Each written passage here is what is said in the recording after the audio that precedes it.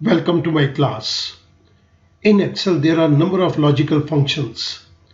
We have if function, and function, or function, not function, ifs function, if na function, if error function, true function, false function, switch function, and the last one is XOR function. All these are logical functions. In this particular video lecture, we will talk about and if function. This is example 3.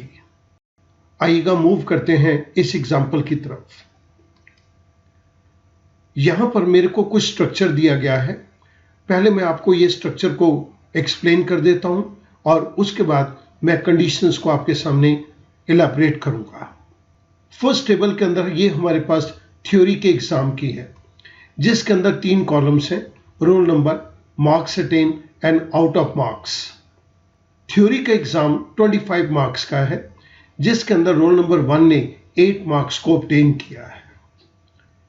Similarly we have practical exam, और ये practical exam 75 marks का है और roll number 1 ने 30 marks को obtain किया है। हमारे पास यहाँ पर एक कंडीशन दी गई है कि वही स्टूडेंट पास होगा जिसके थ्योरी के एग्जाम के अंदर मिनिमम 10 मार्क्स हैं, यानी कि equals to or greater than 10, और प्रैक्टिकल एग्जाम के अंदर उसके मिनिमम 30 मार्क्स हैं। अगर इन दोनों एग्जाम्स की कंडीशन फुलफिल होती है तब ही स्टूडेंट पास किया जाएगा। मींस थ्योरी के अंदर मिनिमम 10 मार्क्स आए और प्रैक्टिकल के अंदर उसके 30 मार्क्स आए। अगर ये दोनों कंडीशन नहीं फुलफिल होती तो ही will be declared as failed student, और अगर ये दोनों कंडीशंस फुलफिल होती हैं तब ही हम उसे पास डिक्लेयर करेंगे। तो स्टूडेंट, सबसे पहले तो मैं ये टोटल मार्क्स को यहाँ पे निकाल देता हूँ। कंप्यूटर के एग्जाम के अंदर टोटल मार्क्स कितने हैं? थ्योरी के अंदर ही has attend 8 marks equals to this cell, plus practical exam के अंदर रोल नंबर 1 ने अटेन किया है 30 मार्क्स। मैं यहाँ पर एंटर प्रेस कर देता हूँ तो रोल नंबर 1 के 38 मार्क्स आ गए। सिमिलरली मैं यहाँ पर थ्योरी मार्क्स हैं आउट ऑफ 25 और प्रैक्टिकल मार्क्स हैं आउट ऑफ 75। मैंने ये दोनों सेल नंबर देके इनको ऐड अप कर दिया।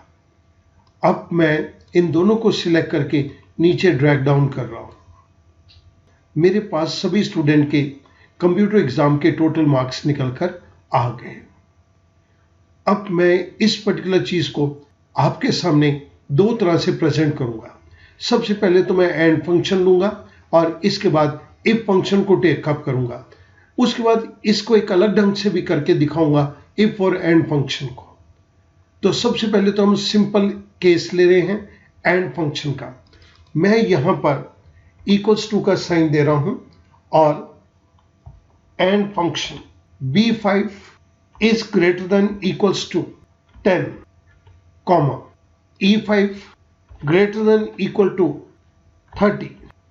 अगर तो ये दोनों कंडीशन मीटअप होंगी तब ही वो स्टूडेंट पास होगा, और अगर ये दोनों कंडीशन मीटअप हो जाती है तो एंड फंक्शन मुझे ट्रू आंसर देगा। लेकिन अगर कोई भी कंडीशन, मान लीजिएगा एक भी कंडीशन फुलफिल नहीं होती, तो एंड फंक्शन मुझे फॉल्स रिजल्ट देगा। मैं इसको एंटर प्रेस कर रहा हूं, फॉल्स। आप फर्स्ट केस के अंदर देख सकते हैं रोल नंबर 1 के थ्योरी के अंदर मार्क्स 8 हैं। इट मीन्स कि ये कंडीशन फुलफिल नहीं होती। मैं इसी को नीचे ड्रैग डाउन कर देता हूं। सेकेंड पॉइंट के ऊपर मैं इसको चेक करता हूं। B6 is greater than equals to 10। B6 के केस के अंदर ये मार्क्स 12 है। 12 इज ग्रेटर देन 10, तो ये ट्रू हो गया। उसके बाद E6 is greater then 30। E6 के अंदर वैल्यू है 56। 56 इज ग्रेटर देन 30। तो यहां पर हमारी दोनों कंडीशंस फुलफिल हो रही है। एंड फंक्शन ने हमें यहां पर ट्रू आंसर दे दिया। मैं इस तरह से एंड फंक्शन से ट्रू या फॉल्स के अंदर इन आंसर्स को कलेक्ट कर सकता हूं। हमने यहां पर जिस फंक्शन को यूज किया, मैं वो फंक्शन आपको दे रहा हूं। हमने इस जगह के ऊपर एंड का ये फंक्शन यूज किया है, लेकिन मुझे तो आंसर ट्रू फॉल्स के अंदर नहीं चाहिए, पास और फेल के अंदर चाहिए। पास और फेल के अंदर आंसर के लिए मैं इफ फंक्शन को यूज करूंगा।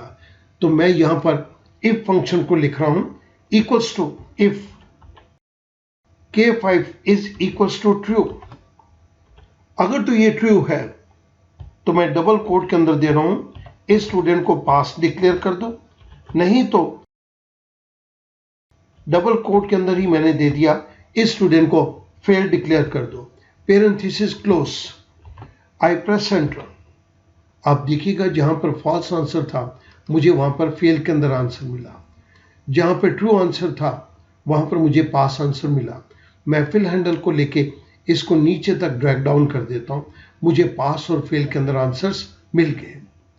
इसके अंदर मैंने जिस फंक्शन को यूज किया वो मैंने आपके रेफरेंस के लिए यहां पर दे दिया। मेरे पास ये जो फॉल्स और ट्रू आए थे मैंने इसी को as a parameter if function के अंदर कंडीशन की फॉर्म के अंदर दे दिया। अब स्टूडेंट मैं आपके साथ इस जगह के ऊपर एक अलग तरीके से इसी पर्टिकुलर क्वेश्चन को करके दिखाऊंगा। सो मैं यहां पर इस जगह के ऊपर मैं इफ फंक्शन को टेकअप कर रहा हूं और इफ फंक्शन के अंदर कंडीशन को इवेल्युएट करने के अंदर मैं and function as an argument present करूंगा। सो मैं यहां पर लिख रहा हूं इक्वल्स टू इफ, इसी के अंदर कंडीशन एज एन आर्गुमेंट के अंदर मैंने एंड फंक्शन दे दिया। And B5 is greater than equals to 10, comma E5 greater than equals to 30। मैंने complete and function as an argument present कर दिया। इफ फंक्शन के अंदर पहला आर्गुमेंट कंडीशन होता है, मैंने कंडीशन के अंदर ये एंड फंक्शन कंप्लीट दे दिया। कॉमा अगर तो कंडीशन फुलफिल होती है तो डबल कोट के अंदर मैं पास दे रहा हूं, और अगर ये कंडीशन फुलफिल नहीं होती तो डबल कोट के अंदर मैं फेल दे देता हूं। पेरेंथेसिस क्लोज, आई प्रेस एंटर। स्टूडेंट आप यहां पर देख रहे हैं कि हमने एंड एज ए कंडीशन दे दिया। इस कंडीशन को इवेल्युएट करो, अगर तो ये कंडीशन फुलफिल हो रही है, दोनों चीजें फुलफिल हो रही हैं तो पास डिक्लेयर कर दो, नहीं तो फेल डिक्लेयर कर दो। आई प्रेस एंटर, मेरे पास यहां पे रिजल्ट आ गया। मैं इसको एक स्टेप नीचे लेता हूं, इसके अंदर इसको वेरीफाई करते हैं। इफ एंड के अंदर B6 ग्रेटर देन 10, B6 की वैल्यू है 12, 12 इज ग्रेटर देन 10, ट्रू है। सो एंड के अंदर पहली वाली कंडीशन ट्रू हो गई। E6 is greater then 30, E6 के अंदर वैल्यू है 56, 56 इज ग्रेटर देन 30, तो ये दोनों कंडीशन ट्रू हो गई। जब दोनों कंडीशन ट्रू हो गई तो यहां पर पहले वाले पार्ट को इंप्लीमेंट कर दो, दैट इज पास। और अगर ये कंडीशन फुलफिल ना होती तो एक्सेल सेकेंड पार्ट को एग्जीक्यूट कर देता, दैट इज फेल। इस केस के अंदर ये दोनों कंडीशन फुलफिल हो रही है तो हमारे पास रिजल्ट आएगा पास। मैं यहां से फिल हैंडल को सिलेक्ट करके मैं ड्रैग डाउन कर देता हूं, मेरे पास सभी स्टूडेंट का result in terms of fail pass आ गया। इस पर्टिकुलर केस के अंदर हमने जिस फंक्शन को यूज किया मैं आपकी रेफरेंस के लिए वो यहां पर दे रहा हूं।